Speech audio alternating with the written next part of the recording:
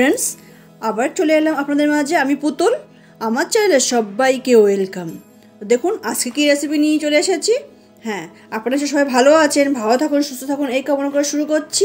হ্যাঁ, আজকে আমি বানিয়ে দেখাবো বাসমতি চাল দিয়ে কুলফি, মটকা কুলফি কীভাবে বানাতে হয়। তো দেখুন আজকে আমি এই চালটা ভিজিয়ে দিয়েছিলাম 2 ঘন্টা, ভিজিয়ে ভেজানোর পরে ভালো করে ধুয়ে নিয়েছি, নিয়ে একটা ছালনির মধ্যে দিয়ে দিচ্ছি যাতে জলটা ভালোভাবে ঝরে যায়।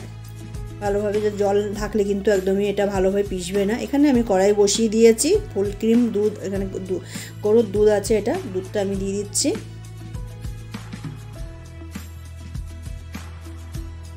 আর 1 কাপ দিয়ে দেবো মালাই ভরা একদম ঘন দুধ, দিয়ে একটু গরম হতে দেবো। দেখুন গরম হয়ে গেছে। এখানে মিল্ক পাউডার আমি বেশ বড় 2 হাতা আমি এখানে দিয়ে দেবো, দিয়ে ভালো করে গুলে নেব। বেশি গরম হলে কিন্তু মিল্ক পাউডারটা ভালোভাবে গলে না, সেই জন্য একটু উষ্ণ গরম হলেই আর কি দিয়ে দিতে হবে। দিয়ে ভালো করে আমি গুলিয়ে নিচ্ছি। দুধটা কিন্তু ভালোভাবে ফুটে গেছে আমার, এটা আমি কিন্তু অর্ধেক হতে দেবো। এইভাবে কিন্তু ফুটতে দেবো, 10 মিনিট এটা ফুটতে থাকবে। এখানে আমি একটু কেসার দিয়ে দিচ্ছি, কালারও আসবে, একটা সুন্দর ফ্লেভারও আসবে, সেই হিসাব করে দিয়ে দেবো। দিয়ে ভালো করে একটু নাড়াচাড়া করে নিচ্ছি। আর দিয়ে দিচ্ছি 1 চুটকি এলাচি পাউডার, দিয়ে ভালো করে নাড়াচাড়া করে নেব। এর একটা সুন্দর গন্ধ আসে কিন্তু। এখানে আমি চালটা একটা কাপড়ের উপর দিয়ে দিয়েছি যাতে জলটা ভালোভাবে শুষে নেয়। আর দেখুন কাপড়টা দিয়ে একটু এপিট করে ভালোভাবে জলটা আমি শুকিয়ে নিচ্ছি, কারণ ভালো হবে। আপনাদের হাতে টাইম না থাকলে এইভাবে করে নেবেন, কিন্তু নাহলে কিন্তু ভালোভাবে পিষবে না। যতটা আর কি এভাবে করা যায়, শুকিয়ে নেওয়া যায় ততটাই ভালো। আর টাইম থাকলে ফ্যানের নিচে দিয়ে দিলে কিন্তু শুকিয়ে যাবে। এখানে আমি মিক্সিং জার নিয়ে নিয়েছি, জারের মধ্যে দিয়ে একটু দাঁড়া দাঁড়া পিষে নেব। বেশি মিহি করলেও হবে না, আবার বেশি মোটা মোটা রাখলেও হবে না, একদম মিডিয়াম টাইপের একটু দাঁড়া দাঁড়া রাখতে হবে।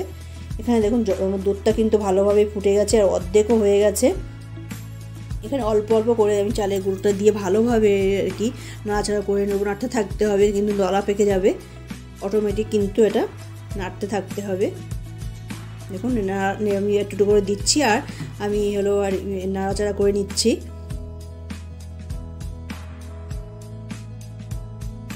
এই তপ্ত গরমে এইভাবে একবার আইসক্রিম বানিয়ে দেখবেন।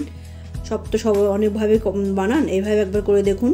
এখানে আমি হাফ বাটি চিনি দিয়ে দিলাম, চিনিটা আমার মোটা চিনি আছে, আপনারা মিষ্টিটা যে হিসেবে খাবেন সেই হিসাবে করে দেবেন। ভালোভাবে গুলিয়ে নিলাম। যতক্ষণ না থকথকে একটা ভাব এসে যাচ্ছে ততক্ষণ কিন্তু এটা নাড়াচাড়া করে দিতে হবে, তলায় লেগে যেতে পারে। এটা কিন্তু কন্টিনিউ এটা নাড়তে হবে। দেখুন আমার কিন্তু থকথকে ভাব এসে গেছে। এখন আমি গ্যাস অফ করে দেবো, আর এটা আর দরকার নেই, ঠান্ডা হতে দেবো। এখানে আমি পেস্তা নিয়েছি কয়েকটা, 10-12টা, আর নিয়ে নিলাম বাদাম আর কাজু। এটা আমি চপিং করে নেব।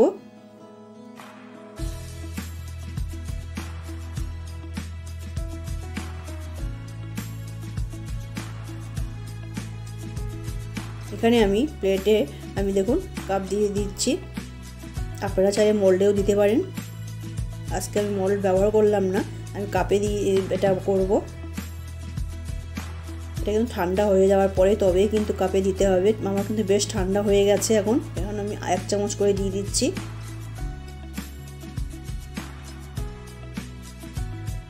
সবগুলোই আমি 1 চামচ করে দিয়ে দেবো, দিয়ে অল্প অল্প করে একটু যে আমি বাদাম পেস্তা আমি একটু চপিং করে নিয়েছিলাম সেটা দিয়ে দেবো। আবার একটু উপর থেকে আবার 1 চামচ করে আমি এই ফিরনিটা দিয়ে দেবো, দিয়ে আর কি আবার উপরে একটু এই বাদামটা দিয়ে দেবো।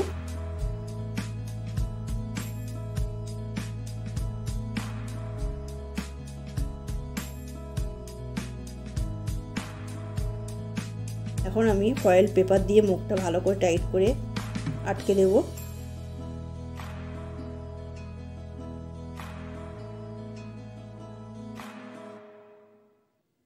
একটু আমি কেটে নিচ্ছি আর স্টিকগুলো এর মধ্যে দিতে হবে বলে।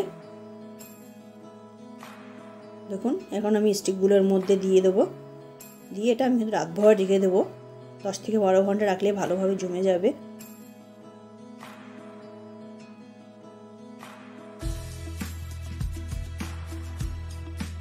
এটা কিন্তু আমার রেডি, ফ্রিজের থেকে আমি বার করেছি, দেখুন ভালোভাবে কিন্তু আমার এটা জমে গেছে আর কালারটাও কিন্তু দারুণ এসেছে, খেতে কিন্তু দারুণ হয়।